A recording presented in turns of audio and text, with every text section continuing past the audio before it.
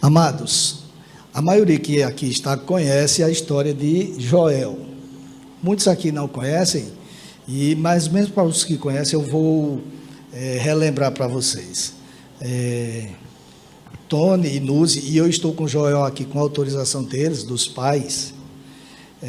Quando Nuzi se viu grávida de Joel, pouco tempo depois, ela tinha tido Covid quando engravidou, e pouco tempo depois, como os irmãos sabem, em uma ultrassom, foi diagnosticado que Joel tinha um problema chamado encefalocele, que é uma fístula, era uma fístula de 2,5 centímetros na testa, e o cérebro vazou e formou-se parte do cérebro fora da cabeça dele. Alguns já sabem, outros talvez não, mas eu vou pedir para exibir uma imagem a ele para ver como era Joel quando nasceu. Essa é uma parte do cérebro dele envolvida em uma pele que era do lado de fora aí da cabeça dele, como vocês veem. Passa a outra também, Bernardo. O pessoal do Hospital Santa Joana, no Recife, cuidava de Joel de um jeito que isso aí foi na Páscoa. Vestiram ele de coelhinho, e o que acontece é o seguinte: quando Nuzi soube que estava com Joel, e Joel tinha esse problema, várias condições foram dadas. Primeiro, não se sabe se a gravidez vai até o término, porque era um problema muito grave. Depois, ainda que fosse até o término, não se sabia se Joel nasceria com vida. E se nascesse com vida, ele teria que se submeter a procedimentos cirúrgicos, e não se saberia se ele resistiria. E se resistisse, poderia ficar com muitas sequelas. Foram momentos de dor para Nuzi, para Tony e para toda a igreja. Joel ficou, inclusive, conhecido internacionalmente, porque até fora do Brasil oraram por ele.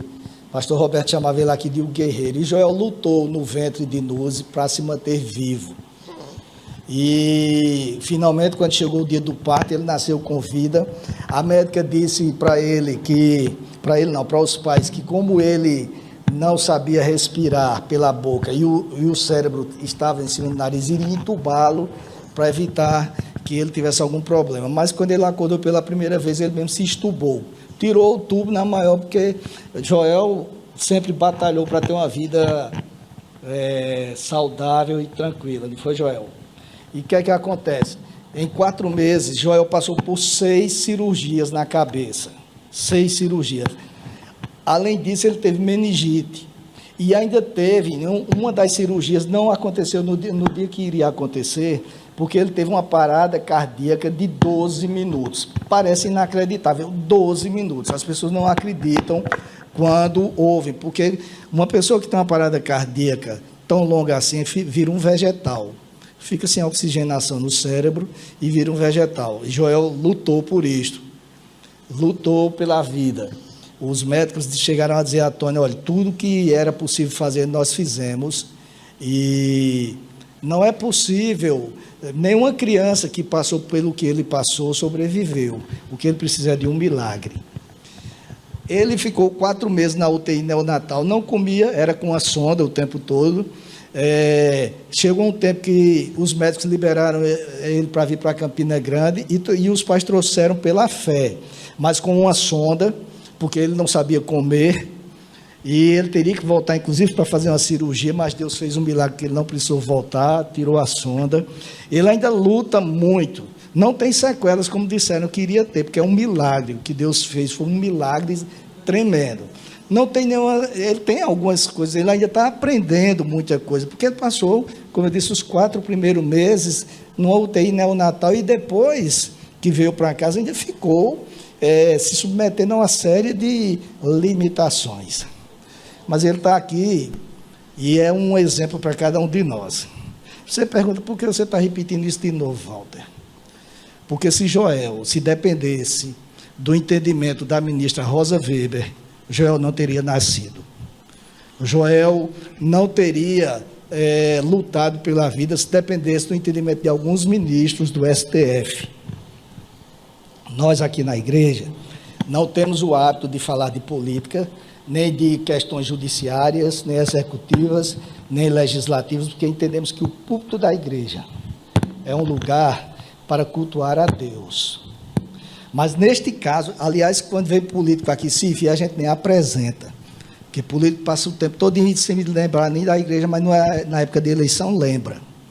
Mas neste caso, nós não estamos tratando de uma questão judiciária apenas. Nós estamos tratando de um direito à vida e de um mandamento de Deus: não matarás. A Constituição do Brasil, no artigo 5º, garante a inviolabilidade ao direito à vida. Eita, Joel. E no Código Civil, artigo 2º, diz que a personalidade começa com o nascimento com vida, mas a lei põe a salvo os direitos do nascituro. E eu pergunto, onde estariam os direitos de Joel e de tantos outros bebês que estão no ventre, se até a 12ª semana, como foi o voto prolatado pela ministra Rosa Weber, os pais podem praticar o aborto? Eu ficaria até calado se ela tivesse dito que isso poderia acontecer em um estado de necessidade, quando não se tem muito tempo e corre o risco a vida de um ou de outro, da mãe ou do bebê. E muitas vezes as pessoas não têm o conhecimento do Deus que salva. Ficaria até calado, não concordaria, mas ficaria calado. Mas autorizar o aborto até a 12ª semana, apenas porque pessoas não queriam engravidar e não tiveram o cuidado necessário, é impedir a vida, é atentar contra a vida e contra a palavra de Deus, e isto nós não aceitamos. Porque aqui nós estamos dizendo isso para que fique bem claro que o posicionamento da Igreja Evangélica Congregacional no bairro do Dinamérica, meu, do pastor Roberto, dos oficiais, inclusive do presbítero Tony Mar, que é pai de Joel, é no sentido de que a vida prevalece sobre qualquer coisa e nós somos radicalmente contra o aborto. Então, Joel é uma prova de que essa decisão que está a ponto de ser confirmada no Supremo Tribunal Federal é esdrúxula e contraria a palavra do Deus eterno. E para que nós oremos como igreja, para que Deus tenha misericórdia da nossa nação e tenha misericórdia dos nossos ministros, que antes de tudo eles precisam mesmo das nossas orações. Amém? Obrigado por terem ficado até agora. Sejam abençoados.